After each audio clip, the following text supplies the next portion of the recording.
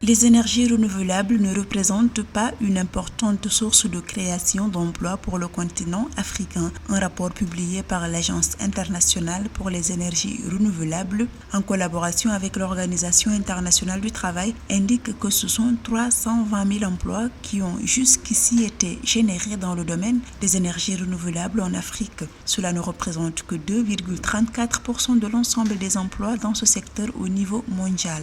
Pour accélérer le processus de création d'emplois dans le secteur des énergies renouvelables, je pense qu'il va falloir travailler selon la logique des ensembles. Les pays doivent se regrouper dans un contexte soit régional, soit sous-régional, et pour pouvoir, d'une part, mettre en place les capacités pour extraire les minerais, les transformer et rentrer dans la dynamique de production des énergies renouvelables. La production en masse va nécessiter d'avoir besoin de main-d'œuvre, et puisqu'il y a besoin de main-d'œuvre, il y aura donc la création d'emplois.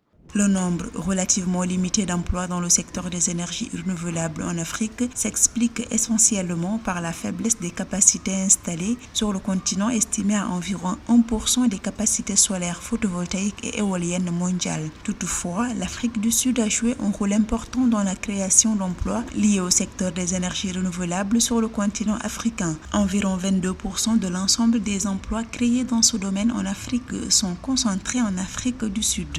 L'Afrique du Sud et le Maroc font partie des pionniers qui se sont lancés dans l'aventure des énergies renouvelables. Tout a commencé lors du sommet de 2002 à Johannesburg. L'Afrique du Sud avait affiché sa volonté et son engagement à se lancer dans des nouvelles formes d'énergie, celles qui ne sont pas polluantes. Même si l'Afrique dispose d'un potentiel considérable en matière d'énergie renouvelable, elle ne reçoit actuellement que 2% des investissements dans les énergies propres.